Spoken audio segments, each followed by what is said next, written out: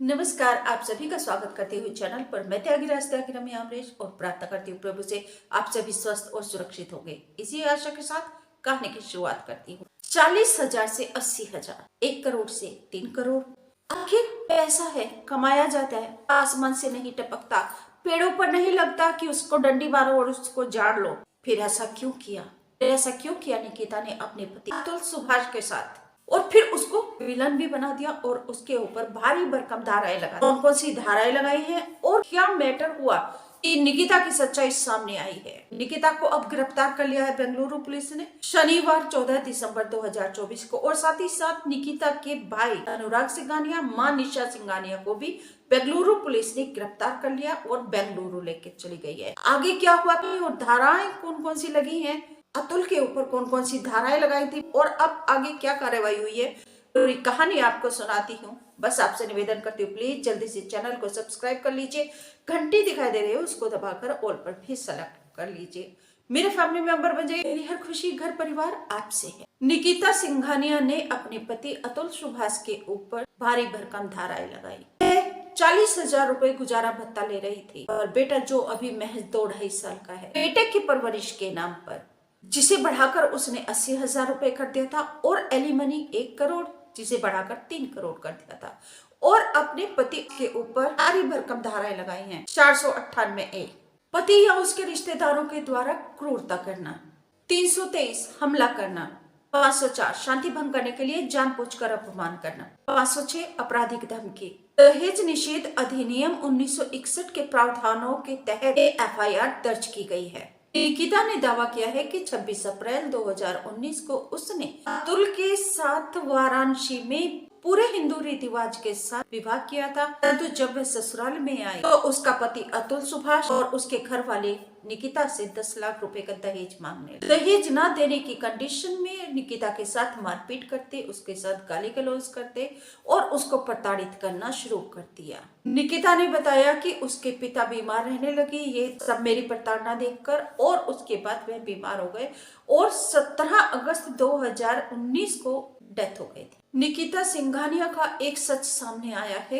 ये खुलासा तब हुआ है जब बेंगलुरु पुलिस ने कोर्ट में इस केस के सभी पेपर्स, दस्तावेज जो है वह बरामद किए, अपने कब्जे में लिए, उनकी जो स्टडी की, और जब वह केस खुलकर आया तो उसमें सामने आया कि निकिता ने बताया है कि जो अतुल है वह उसको प्रताड़ित करता था, इतना प्रताड़ित करता था कि निकिता अपने पापा के दोस्त के बेटे को बुलाती थी, उसे चिकन मंगवाती थी, चिकन मंगवाकर तब वह खाती थी, क्योंकि अतुल उसको चिकन नॉन वेज भी नहीं खाने देता था। तौबा तौबा तौबा। इस बात को सुनकर देखकर पुलिस भी हैरान रह गई। ये खुलासा हुआ है पुलिस ने जो दस्तावेज का उनकी स्टडी की, और एक खुलासा और हुआ है 40,000 से 80,000 और 1 करोड़ से 3 करोड़ रुपए निकिता क्यों मांग रही थी और अपने पति अतुल को विलन क्यों बना रही है। उसने बताया कि उसने जो दहेज उत्पीड़न का और दहेज की मांग का मुकदमा किया है, उसने अपनी मां और वकील के कहने पर किया है। साथ ही साथ उसने खुलासा किया है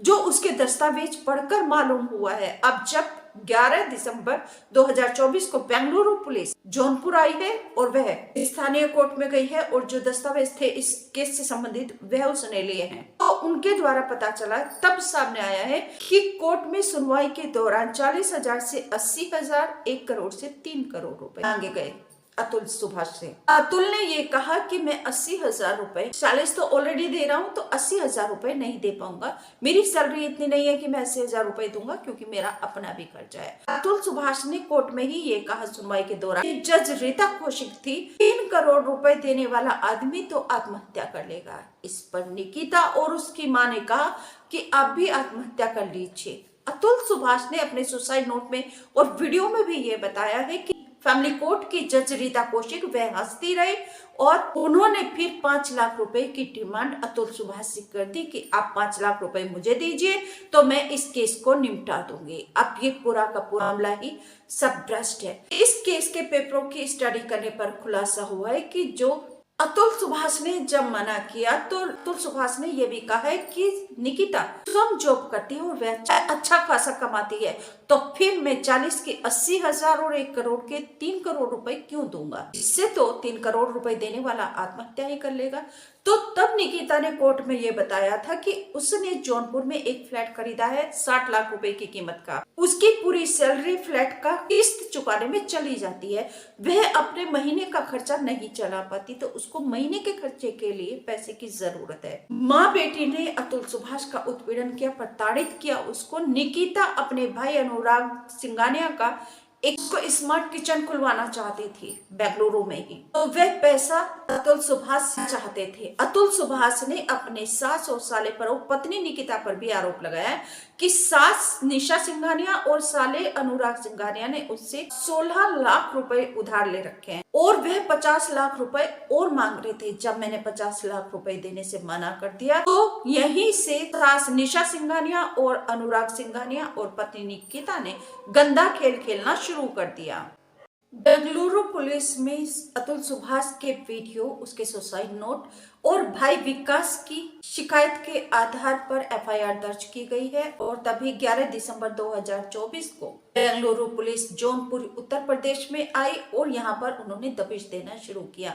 जब वह निकिता के घर पर पहुंची तो उसके माँ भाई और ताऊ को पहले ही भनक लग चुकी थी कि बेंगलुरु की पुलिस आ रही है, तो वह रात के अंधेरे में ही फरार हो गए। माँ बेटा बाइक पर बैठकर, पहले माँ निकली बाइक पर बैठकर, फिर अनुराग से, जो निकिता की माँ और भाई जर्नलिस्ट के ऊपर गुर्रा रहे थे, उनको ना वीडियो बना दे रहे थे और ना ही उनके सवालों का जवाब दे रहे थे। वो दुत्कार रहे थे, उनके ऊपर पीले हो रहे थे, गर्म हो रहे थे। वह फिर तुम दबाकर रात के अंधेरे में भागती नजर आई। एक होटल में गई, वहां बैठी थोड़ी देर के लिए और वहां पर उसने कुछ थोड़ा बहुत पानी पिया। वहां से फिर वह निकल गई दूसरी जगह के लिए कार में बैठकर माँ बेटा। और लेकिन अगले ही दिन लेकिन बेंगलुरु पुलिस जो 4 सदस्यों की टीम, जिसमें एक महिला पुलिसकर्मी थी, जौनपुर पहुंचती है। उत्तर प्रदेश की जौनपुर पुलिस से संपर्क करती है, पूरा केस उनके साथ डिस्कस करती है और फिर दबिश देती है इन लोगों को गिरफ्तार करने की।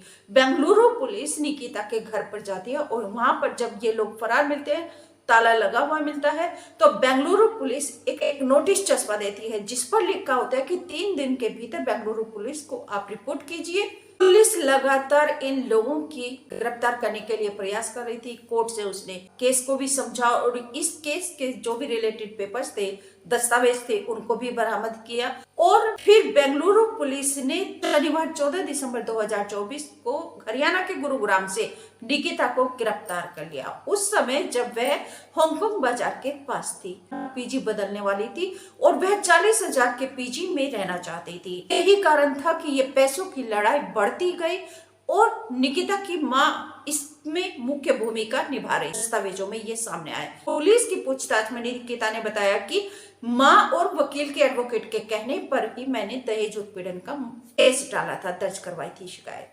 8 दिसंबर 2024 को निकिता गुरुग्राम में ही हांगकांग बाजार में गई थी एक दूसरे पीजी में। जब उसने लग्जरी पीजी के केयरटेकर सूरज परमार से बात की तो सूरज ने उसे कहा 40,000 रुपए का उसने किराया बताया और जो वेरिफिकेशन के लिए दस्तावेज मांगे। निकिता ने 1 मंथ का किराया और 1 मंथ का एडवांस उसको पे किया ऑनलाइन। अपने दस्तावेज भी उसको प्रोवाइड करा दिए केयरटेकर को। पीजी केयरटेकर ने पुलिस में वेरिफिकेशन के लिए दिए हुए थे पेपर। पीजी के केयरटेकर ने उसको 9 या 10 दिसंबर को वहां पर शिफ्ट करने के लिए बोला था, लेकिन 9 तारीख में जब वह शिफ्ट करने वाली थी, 9 या 10 में, तो 9 दिसंबर को ही अतुल सुभाष सुसाइड कर लेता है। अब यहाँ शिकायत एफआईआर दर्ज की जाती है निकिता और उसकी माँ और भाई के खिलाफ। तो फिर 18 तारीख को बेंगलुरु पुलिस जौनपुर में आ जाती है और निकिता और उसकी माँ और भाई को गिरफ्तार और ताऊ को भी गिरफ्तार करने के लिए दबिश देना शुरू कर देती है। अब निकिता ने शिफ्ट नहीं किया क्योंकि उसकी खबर गुरुग्राम की पुलिस को भी हो गई थी। प्रयास तो ये भी लगाए जा रहे हैं, ये भी माना जा रहा है कि हो सकता है कि गुरुग्राम पुलिस ने ही बेंगलुरु पुलिस को सूचना दी है निकिता के बारे में, जब वह शिफ्ट करने वाली थी लग्जरी पीजी में, जिसका किराया मात्र 40,000 रुपए है। बुजुर्गों से हमने एक कहावत सुनी है, जितनी चादर उतनी पैर पसारी है। तो आखिर ये इतने पैर पसार रही थी क्योंकि ये सिर्फ और सिर्फ अतुल सुभाष को एक इस्तेमाल कर रहे थे अपनी सुख सुविधाओं के लिए, अपनी मौज मस्ती के लिए। जैसे बहुत से केस आते हैं कि अभी किसी ने एक गांधीनगर हापुड़ रोड पर कार लूटी थी मौज मस्ती के लिए, एक लड़की और उसके 2 दोस्तों ने मिलकर गन पॉइंट पर। तो ये कुछ लोग अपनी मौज मस्ती के लिए कुछ भी करते हैं। जैसे कि एक राजू है जो नाम बदल कर अलग परिवारों में रहता है। वैसे उसका असली नाम इंद्रराज है, जो अभी गाजियाबाद के खोड़ा में एक परिवार का राजू बेटा बनकर गया है। उससे पहले वह देहरादून में था। उससे पहले वह कई परिवारों के साथ 9 परिवारों को वह धोखा दे चुका है, क्योंकि उसको आनंद आता था। वह जहाँ जाता था उसको लाड दुलार और प्यार मिलता था, उसकी सेवा होती थी। तो वह ऐसे घरों को खोजता था जिनका बेटा गायब हो चुका है। तो ऐसे कुछ लोगों की आदत होती है कि वह अपनी या तो बहू की हत्या करने से बहू को यातनाएं प्रताड़ित करते हैं अपनी मौज मस्ती के लिए, दामाद को भी प्रताड़ित करते हैं अपनी मौज मस्ती के लिए। बस उन्हें पैसा चाहिए, कहीं से भी कैसे भी, बस उनके जीवन का खर्चा, उनकी मौज मस्ती, उनकी लग्जरियस लाइफ को, आप जो जीवन वह जीना चाहते हैं, उनके सारे खर्चे दूसरा चलाए। तो यही था निकिता का भी। वे अपनी माँ की शिकायत में आ गई और उसकी जो इच्छाएं थी अनंत थी, और अनंत इच्छाओं का कोई लिमिट नहीं होती, वह कितनी भी हो सकती हैं। और निकिता ने स्वयं अपना घर बर्बाद कर लिया, और जिसमें मुख्य भूमिका निभाई है निकिता की माँ निशा सिंघानिया और भाई अनुराग सिंघानिया। हालांकि ऐसी औरतें किसी और की सुनती भी नहीं है, किसी और को जीने भी नहीं देती। अनुराग सिंघानिया का इतना नहीं जितनी माँ निशा सिंघानिया इसके लिए महत्वपूर्ण भूमिका निभाने वाली मास्टरमाइंड है। पुलिस तीनों को गिरफ्तार कर लिया। हालांकि ताऊ सुशील फरार है, गिरफ्तार नहीं हो चुका है, फरार है। अतुल सुभाष की पत्नी निकिता, सास निशा सिंघानिया और साला अनुराग सिंघानिया को बेंगलुरु पुलिस ने गिरफ्तार कर लिया।